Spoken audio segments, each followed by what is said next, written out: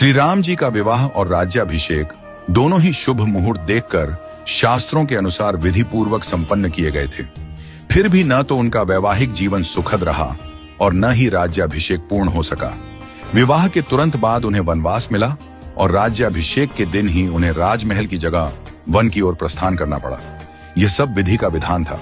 जब इस दुखद परिस्थिति का कारण पूछा गया तो महर्षि वशिष्ठ जी ने कहा, सुनहु भरत, भावी प्रबल बिलखी कहेउ मुनिनाथ, हानि लाभ जीवन मरण यश अपयश विधि हाथ।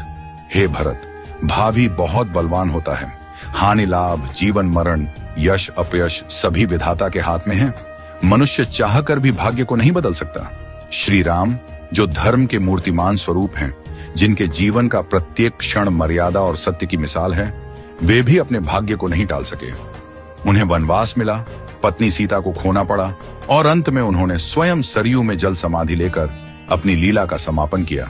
श्री कृष्ण, जिन्हें योगेश्वर कहा गया, जिन्होंने गीता में कर्म, ज्ञान और भक्ति का मार्ग बताया, वे भी अपने कुल के विनाश को नहीं रोक सके।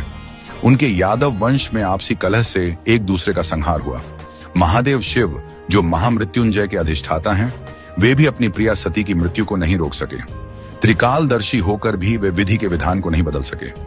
रामकृष्ण परमहंस, जिन्हें दिव्य सिद्धियां प्राप्त थीं और जिन्होंने हजारों लोगों को ईश्वर का मार्ग दिखाया, वे भी कैंसर जैसी बीमारी को नहीं रोक सके।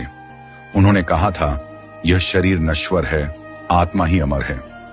रावण, जिसके पास अपार बल और ज्ञान था, जो शिव का भक्त था, वह भी अपने अहंकार के कारण नाश को नहीं टाल सका। कंस, जो जानता था कि श्री कृष्ण उसका अंत करेंगे, फिर भी विवश था।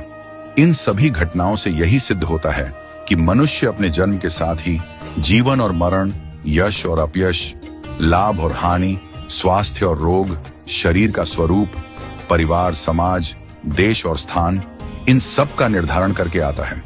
मनुष्य को यह भ्रम होता है कि वह सब कुछ नियंत्रित कर रहा है, लेकिन वास्तव में सब कुछ ईश्वर के संकेत से ही चलता है।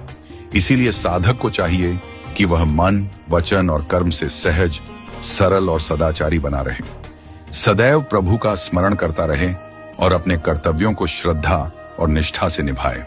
मुहूर्त न जन्म के लिए तय होता है, न मृत्यु के लिए।